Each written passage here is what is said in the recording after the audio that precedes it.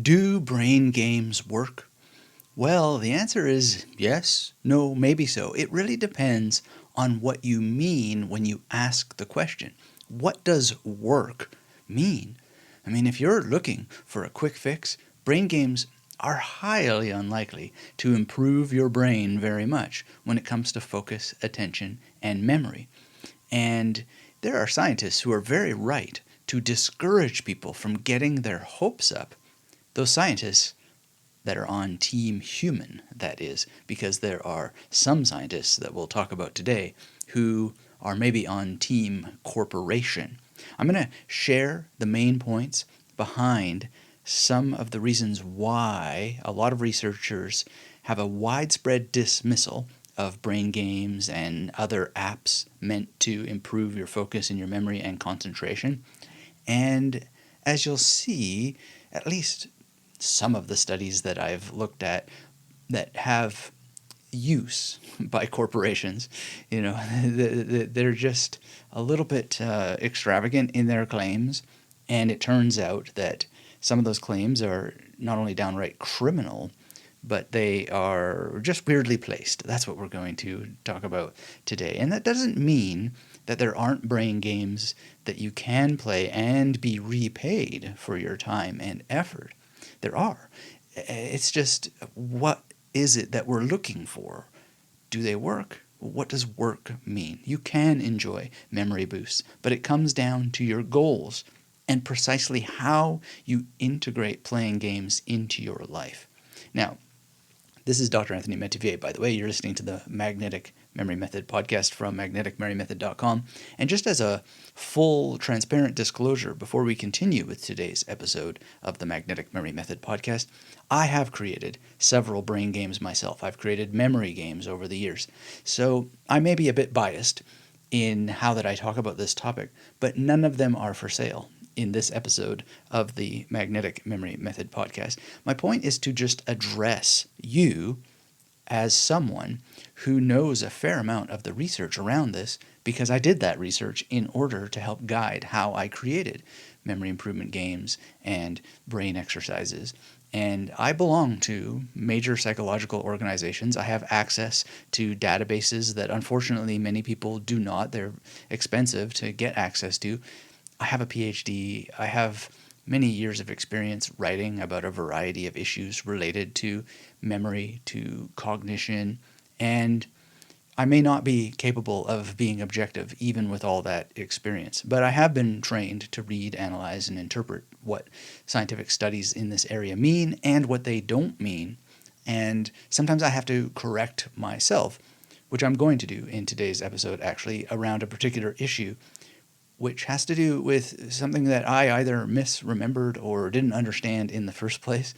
And I was quite shocked. But I think it's very, very important to talk about these things when they arise. So that's today on this episode. If you're ready for this full and as thorough as I can make it discussion without going on for hours and hours and hours about how brain games can stand a chance at improving your memory, improving your focus and your concentration, we're going to dive in, but let me just get to this little correction that I've had on my mind about making for some time here, which is, well, actually not that long, but I had said for a couple of years that the brain has enough capacity to contain a zettabyte of information. And I got this from David Eagleman. The only problem is that what I got is not exactly what he said, or I can't find my way back to what I thought that he said. I can only find my way back to something that is different than what I thought he said. And I don't know exactly how these distortions happen, but if you read The Victorious Mind, I talk about the fact that they do happen. We change our memories every time that we access them, or maybe not every time, but there is an incidence of altering our memories of what we think that we read. And one of the problems that I talk about also in the opening of The Victorious Mind is that there are some things that you can memorize 100% accurately and have that stay the same. So, it can be a fact, semantic fact about when a person died. And you can use memory techniques to help you remember the dates of various philosophers and just have an amazing 100% accuracy of those dates. and never get it wrong ever again. Names of countries and their capitals. There's all kinds of facts that you can memorize with 100% accuracy. But then there are sometimes things that you don't even use memory techniques to memorize, and you alter your own memory the more that you use that information, and maybe you never remembered it in the first place correctly. So in the case of the idea that your brain has enough information to hold a zettabyte of information, I was writing something and I thought, well, I better fact check this and make sure that I actually do remember this correctly. And I wanted to give a citation to David Eagleman. And I did find where he talks about in his book, The Brain, about a zettabyte, and it didn't say what I thought it said. So then I went and searched around for interviews and so forth, because I must have gotten this idea that the brain has an amount of information, or can contain a zettabyte of information from somewhere, and I just couldn't find it. But what I did find was that Eagleman was saying that you would need a computer capable of storing a zettabyte of information in order to record what the brain is doing in terms of its activity. And you would probably even need more space than that in order to start to run calculations that would help you derive conclusions about what's going on in the brain activity. And that's a very different thing than saying your brain can contain a zettabyte of information. Now, at some level, the idea that you would need a zettabyte in order to record all that activity does kind of allow for the conclusion that there's a zettabyte worth of stuff going on in the head. But the problem is that just because there's a zettabyte of stuff going on in the head in terms of brain activity doesn't mean that you can memorize a zettabyte worth of information, because that's more than all the information in the world. In any case, of course, I apologize for the distortion of that information. But I also, urge us all to have empathy for each other when we make these distortions, because as we access our memories, we do tend to change what we've remembered. And it is possible to misunderstand and interpret what studies mean and what they don't mean. And this is a case where I myself have run into an error, something like the errors that we're going to talk about today, although I think the errors that we're going to talk about today are actually manufactured more than they are misinterpretations or accidental distortions or even aspects of wishful thinking. Okay, so back to the question of, do brain games work? Well, the briefest answer is, again, yes and no, maybe so, right? Because science is about running experiments, it's about analyzing data, and in some cases it's about creating metaphors that can help us imagine certain things, like the metaphor of the brain having so much activity that it would require a computer capable of running a zettabyte of information in order to capture all of that activity. That's a mental image more than it is a scientific reality. And so we know that there's a wide variety of brain games that exist, and there's many, many ways to test the outcomes for using brain games, whether they're hand games that you use with a piece of paper and the newspaper, like crossword puzzles, or they are online apps. There's conditions ranging from Alzheimer's to the after effects of stroke to issues like amnesia. And when we say, do brain games help, we have to take each and every study on its own terms. We can't just say, oh yes, these games absolutely help, right? We have to think about each problem that it is trying to help, and then what happened at an individual level, and then what the study says. And this is where the producers of brain games tend to bend the truth. They'll show studies that, quote unquote, prove their games work, but often they're just cherry picking from studies that are marginally related to their apps, let's say. And that's assuming that they're related at all. So this is a behavior that was talked about on a previous episode of the Magnetic Memory Method podcast with Christine Till, who studied CogMed's effects and the effects that they claim. And she did this on a particular group of patients, and we talked about how it's easy to interpret the data in different ways. And her conclusion, if I recall correctly, was that any benefits from the particular brain games in question were not coming from the brain games strictly on their own. They only found positive benefits for a test group that worked with personal coaches as part of playing these games. That's a very, very different outcome than experiencing memory improvement or cognitive benefits from a game itself. It required that personal coaching touch. Very, very interesting. And in order to arrive at this balanced view, you're going to have to take these things into consideration. What's actually going on in these studies? And look at a variety of studies and think about them in the context of your goals. Because in many cases, all the scientific studies in the world aren't going to matter because science can't give final answers anyhow. Now, I don't want to get too far down a rabbit hole here, but one of the things that's an issue with science is that we often say, well, the science says, and this is no longer in argument because the science has decided and so forth, or the scientists say. That's not what science is. Science is the gathering of evidence to confirm or deny the validity of our hypothetical statements about some aspect of reality, right? So it means it's never done.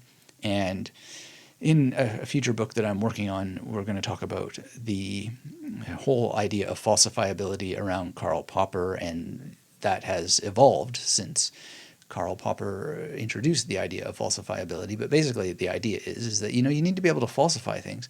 If you just have to go on, oh, well, this is what a study said, and it's true because it's true, and you just have to take it as true because of this study. Well, that's not the game here. The game is, can we reproduce it? And can we reproduce it in a way that proves that it's not right? That's what's interesting, right? And that's hard work, of course, and everybody wants shortcuts, and they just want the story, and that's sad. They don't even want to test their own stories in the way that I shared with you, testing my own story about the zettabyte today. And I think that's the most exciting thing in the world. I mean, I am correcting my own record, but the thing is that the record itself is constantly subject to correction, because who knows, one day I may talk to David Eagleman and he might say, yeah, you know what, actually I did have this time when I said that, and I myself don't know why it came out of my mouth that way, but I don't think that's going to happen, but it is possible, and that's part of being open to falsifiability, rather than saying this study says this or this happened and this is the final thing. It's open to growth. Now, this in itself, I think, is an interesting point, because you're exercising your brain when you run the test. We don't think of it that way, but what else would it be? When we're open to falsifying ourselves, we're actually giving ourselves a great brain workout. And you can treat it like a game if you adopt the metaphor that life is like a game, for example. And you can see that how not science itself works, but how the people who engage in science often are maybe not playing a game in their own minds, but there is a game theoretical element to it where they're trying to win. This can help you understand what's going on more and just engage in your own ways of conducting research into your own life in a game sort of theoretic way. What I mean basically is, how can you set up a game in such a way that you are happy to play it again and again and again? And that is part of how that we can design games for ourselves that challenge ourselves and help us improve, and legitimately improve, so that we're not confusing activity, mere activity, with accomplishment, because we do want accomplishment. Okay, so with all that said, there are types of brain games and the ways that they try to target various aspects of cognition. So these can include aspects of cognition like memory, attention, focus, your ability to think logically, to solve problems, to know the difference between rational and irrational, or objective and subjective thinking while you're trying to solve problems or use logic. You can also work at increasing your tolerance for cognitive load. You can work on rehabilitation after a stroke, for example. There's one study where a researcher used a game called Lost in Migration, and this is a troubling study that I want to highlight here. The researchers claim that participants experienced a combination of benefits from problem-solving improvements to better cognition, processing, and memory. However, here's where this is a little bit of a problematic study. By the way, you can follow all of the research that I've done and the links at magneticmerrymethod.com. And when you're there, just look for the post, Do Brain Games Work? You can search the site for brain games and it'll show up. the URL is a little bit long and beyond typing because it has dashes in it and so forth. But yeah, magneticmemorygram.com, and if you search brain games or do brain games work, you can follow all these links. And I have linked to the research around a game called Lost in Migration. But when I read it very carefully, and pretty much buried in the study, it turns out that it was conducted at and supported by Lumos Labs. I'm not sure if I'm pronouncing Lumos or Lumos correctly, but this is an organization which produces a quote-unquote brain training app that you've probably heard of called Lumosity. Lost in Migration was a part of this larger Lumosity software at the time the study was conducted, and we might just ask ourselves, why is this company funding research, especially research that positively supports their product? And if you read the study even more closely, you'll find that it actually involved only 3 participants. I'm just going to let you draw your own conclusions about just how valid a study is when it only has 3 participants. And then I would welcome you to consult the head researcher's online CV to assess the state of her credentials at the time the study was conducted. And I don't want to make a judgment about it. I just want to leave it to you to do that if you're interested. The larger point I'm trying to get across is, and I'm just giving one example, but I've seen many, it cites multiple benefits based on just 3 people. And it's funded by the company who created the brain game. So if anyone is the target here, it's not improving cognition. It's really about the consumer and the ability to use a study in how the product is marketed. Now, I don't want to say that that's a bad thing. I don't want to say that things are good or bad in the world at all. We want to kind of move beyond that, but we also want to be very practical and realistic about the claims that are being made. And I've seen this reflected again and again and again. It's only an anecdotal experience, but when I lived in Germany, I was invited to the headquarters of one app, not this one in particular, but another one, and I was just astonished by the kinds of use of science that they were using at that time. And should you be one of those people who goes back and listens to old episodes of the Magnetic Memory Method podcast, I had talked about this and put it under scrutiny at that time. And I even asked the person who was guiding me around about this, and he thought that it wasn't a problem at all. And I really do think that it is a problem. But don't let these kinds of examples discourage you. There are many, many like this, and I would encourage you to go and read what the studies actually say, how the studies were produced, and just understand that there are researchers who exist who are working on a full understanding, or as full as possible, an understanding of how brain games can legitimately help people improve their memory and their mental abilities. The key to understand is that it might not be possible to benefit from games that you play, particularly when you play them on your own. So, for example, some researchers look at brain games from what they call a neuroecological perspective. And this is what I had in mind when I created my first memory detective game and my second game, which is called Magnetic Variety. Again, I'm not promoting them in this podcast. You can't get them now. They're still in the testing phase, basically. But again, I just want to highlight that I do have a little bit of bias here from having created games, and I'm aware of biases at large. I've talked about them on the Magnetic Memory Method podcast, specifically memory biases. But I did have this neuroecological idea in mind, and I'd read some of the studies, and I think they're quite correct that parts of the brain are only switched on and fully exercised when we play games together. One of the reasons why is that they help keep us honest, right? Now, people still do cheat, but one of the problems, if you look into crossword puzzles, one of the problems with the crossword puzzles that they find in the research is that people tend to cheat. They're actually de-skilling themselves. Not everybody, of course, but many people are de-skilling themselves because rather than taking on the challenge, they're looking at the answers. I'm seduced to look at answers when doing crossword puzzles all the time. It's very seductive, but that's taking a shortcut that doesn't really exercise the brain or get you to jog your own memory, which is where the benefits come from. So if you're interested in looking into the neuroecological perspective and the stuff that I've looked at, please, by all means, visit the site and you'll find the link to that. In another way of just looking at this is that you could get social in other ways. Like you could use a forum, for example, to discuss what you're doing. But that's not quite the same thing as being with and playing with actual human beings. And in my experiences with Memory Detective, the game, well, we were together. And I tried to design it in such a way that you could get memory exercise, legit what's called passive memory exercise, even if you weren't using mnemonics. And the people who are using mnemonics are getting active memory exercise. And it's quite a challenge to figure out how that was all going to work. And I don't know exactly how it worked because it's still in the testing phase. And there's the game is young. We will play this again, and I will figure out various metrics on how to study it. And then there's also just the benefits of having an experience. So you could undo some of the benefits by getting too granular into the science of it all. But at the end of the day, we had a lot of fun, and people have asked me, when are you going to do it again? And I just haven't gotten around to playing another game. And I also wanted to solve a certain problem with Memory Detective. And that's why I came up with magnetic variety, which has been tested a couple of times, and we'll test it some more.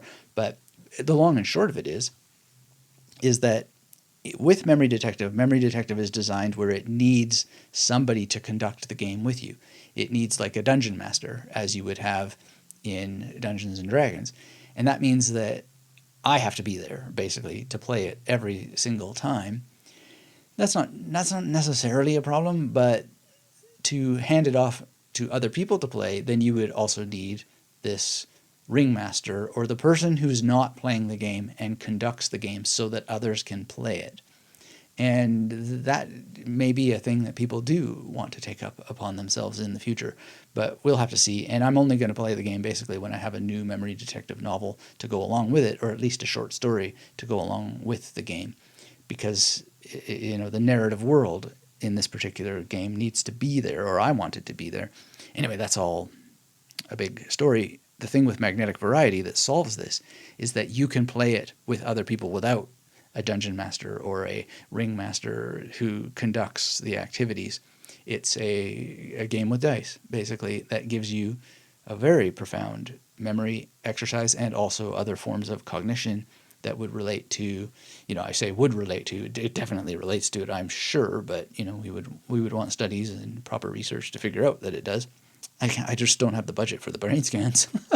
But at the end of the day, it uses dice, and it uses words and images and thoughts and ideas, and we have a lot of fun during all of the test games that I've conducted. In any case, these are all the thoughts that I have in my mind because I want legitimate brain rewiring effects. I want neuroplasticity and neurogenesis to take place, and they're very unlikely to take place if you're playing on your own, you don't have a community, and you get to take shortcuts all the time. You're not being challenged, which happens a lot with crossword puzzles, for example. Even solitaire, like people would play that and they go, oh, well, you're supposed to play it this way, but I see that I have an opportunity here with this card. If I don't shuffle from the stock this way, then I'll be able to complete the game. And, that's just not really playing the game. So I encourage you to take a lot of care around any choices that you make when looking for brain games to play, for brain training software, memory palace software. Frankly, I think there's nothing wrong with playing around with memory palace software, but I'm very, very skeptical that it has anything to do with using a real memory palace, because your memory palace, one way or the other, needs to be built in your mind. And if you're building it based on a virtual environment, I think you're missing the point, because everything in your mind is virtual. It's a virtual reproduction in the chemical bath of your brain of a location that you've seen or imagined that you've seen. So why not just go straight to the tradition? In any case, here's another sort of problem about testing brain games. If you read a book called Overloaded, How Every Aspect of Your Life is Influenced by Your Brain Chemicals, Ginny Smith points out that brain scans really don't tell us that much anyway. It's a bit of a problem in science. I mean, they can tell us a lot, and they have told us a lot, but really when we do memory science, a lot of the way that we derive conclusions about things comes from behavioral psychology, not brain scans. And that's quite interesting because, as Christine Till in a previous episode of this podcast pointed out, you get these effects when people interact with other humans. So they do use the software, but the real benefits come from the people who use the software and have one-on-one coaching. And that is largely derived from behavioral psychology study more than brain scans. It's what people do, not what they say that they do, and how that can be tested. So very, very interesting. Now, let's talk about some brain games that you can play with other people that will exercise your memory, focus, and attention, but maybe not as much as you might think. But they're still worth doing in order to get these benefits. So you know these games: Scrabble, chess, matching pairs with cards or with tiles, the movie alphabet game, which I've talked about on the podcast before, story stacking, which is another game I've talked about before. There's Kim's game, which apparently is used a lot in the military. Lego is a game that can help kids develop their minds, and is surely also good for adults to play with Lego also. It can help develop your math skills if you use Lego in a particular way. And then, of course, there's the games that I'll eventually, hopefully, release en masse, like Memory Detective and Magnetic Variety. I'll just have to figure out with Memory Detective like a guide for the head detective to be the ringmaster or the dungeon master in that context. Now, in terms of brain games that you can play on your own, this is where you can get focused attention and concentration benefits, and solitaire games. There's matching games. So Duel and Back, for example, comes up a lot. And Duel and Back does not have to be played on software. A lot of people think it's a software game, but actually it just comes from turning over cards, playing cards. So you turn over the red hearts, and then you turn it over again, and then when you find the red diamonds, you try to remember where you originally saw the red hearts in a grid of cards. And yes, Duel and Back is a little bit more complex than that, and it's evolved, but it's still sort of the same principle. So you can play that by yourself. Another thing like a lot of people don't really think of, but I'm quite confident is worth thinking about as a brain game, is to join a challenge, like a drawing or painting challenge. And all kinds of parts of your memory and your spatial comprehension and cognition is going to get exercised by doing art. There's interactive adventure books. There's one that I would recommend called Meanwhile by, I think you say his name, Jason Shiga, Shiga. You can juggle and recite the alphabet backwards at the same time. Years ago, I made a video on YouTube showing myself doing this. You can develop your own games, right? You can memorize playing cards. You can study card games like poker, and you can also learn magic, and you can do poker demonstrations with something called a mem deck, where you've memorized a deck of cards and you are giving poker demonstrations that work out in your favor, which is a lot of fun to do. You can play games with your childhood memories, and there's a previous podcast from years ago where I talked about that. There's also neurobics, and you say, well, neurobics aren't games, but you can engage in them in a playful way. And of course, you can always make your own games. And I know that might seem silly, but as someone who's created my own games, I found the act of engaging in that itself so much fun, so challenging to do, that I would just recommend it to anybody. And there's another research paper that I link you to on the page on my site for this, where researchers have shown that even just examining games can prove therapeutic, and it can boost your creativity. It can inspire you. And this is coming from scientists who in the study were able to declare that there were no conflicts of interest in how their research was funded. And I looked for that, of course, and I was happy to see that. So as we've seen, games are a tricky topic. Apps may be effective, but often they're not. They often create problems in terms of making you skilled within the game environment, but they don't transfer to real life skills. And that's what a lot of people go to for these games. They want to have better memory in life.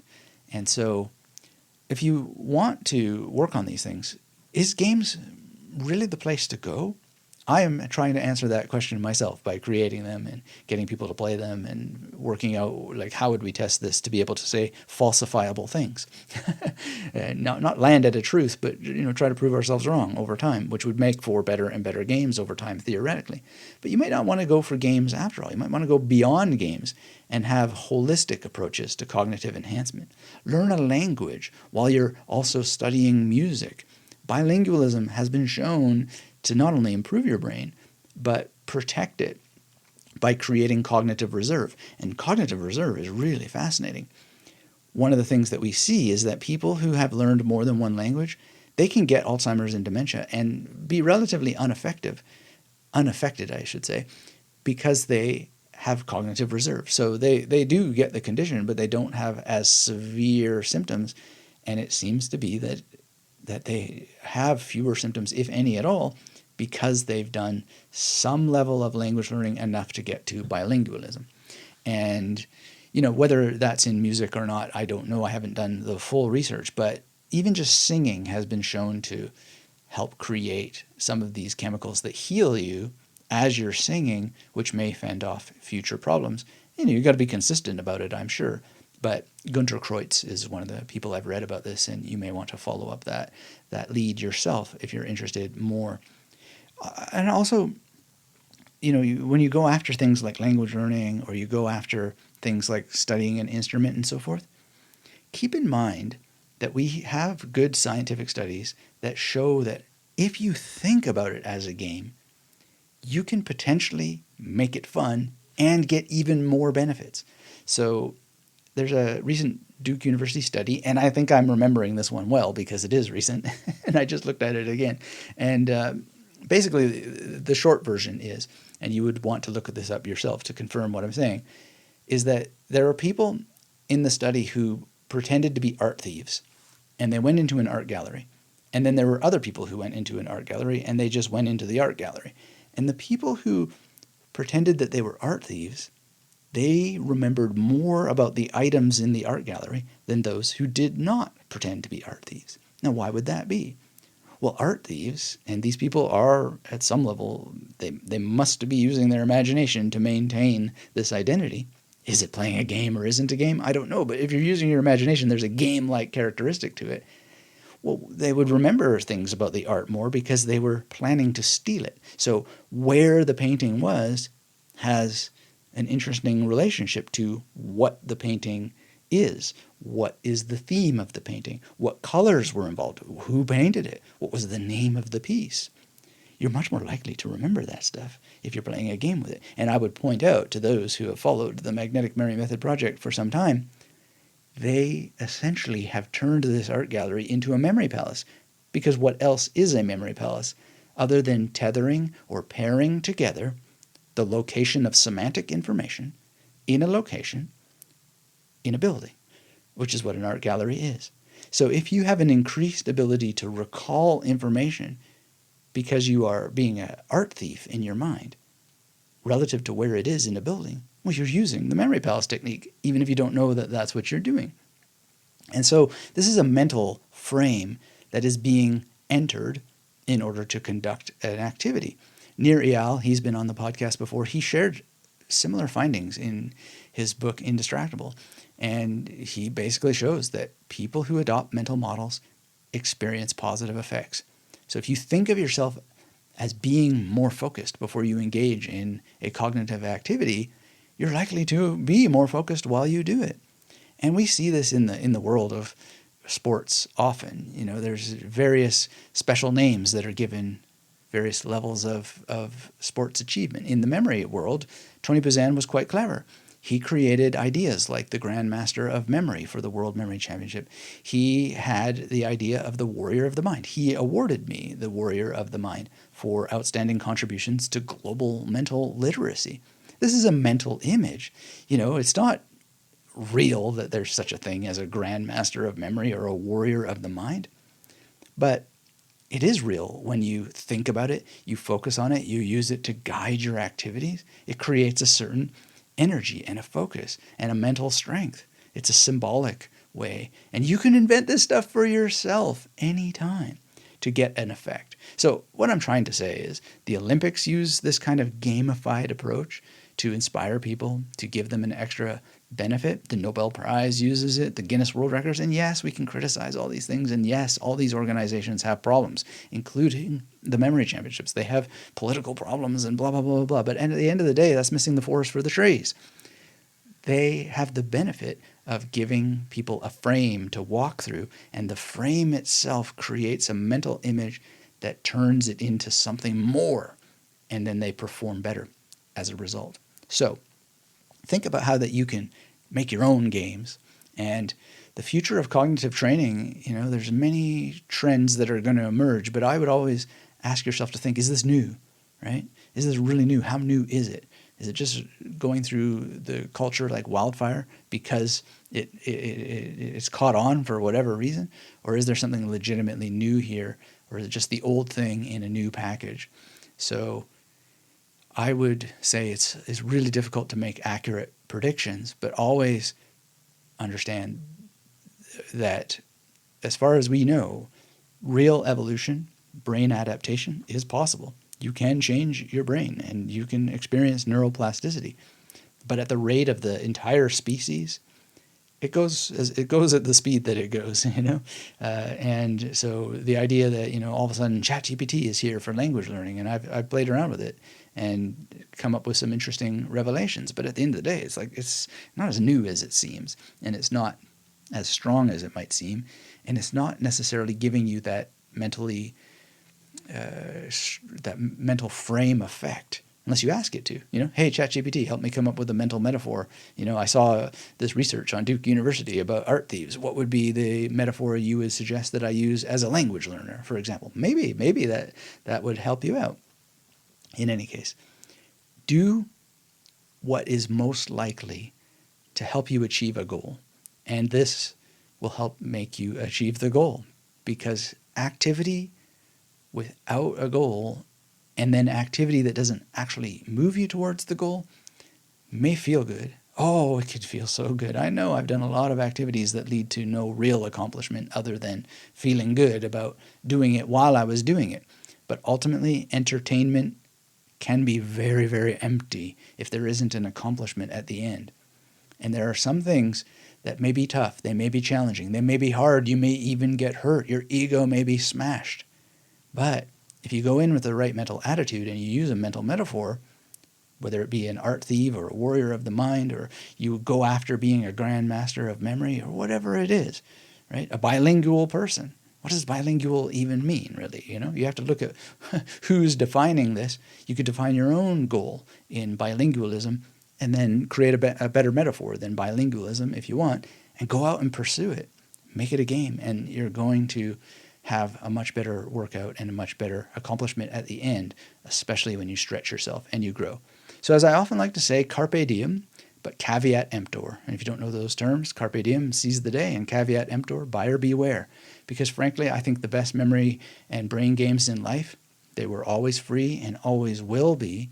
And you can figure that out by making them on your own and doing research, on your own to the best of your abilities. I know a lot of studies are gated and so forth, but that's part of the reason why I make this podcast. And I hope the day comes when all that stuff is available for everybody to read. But would anybody read it anyway?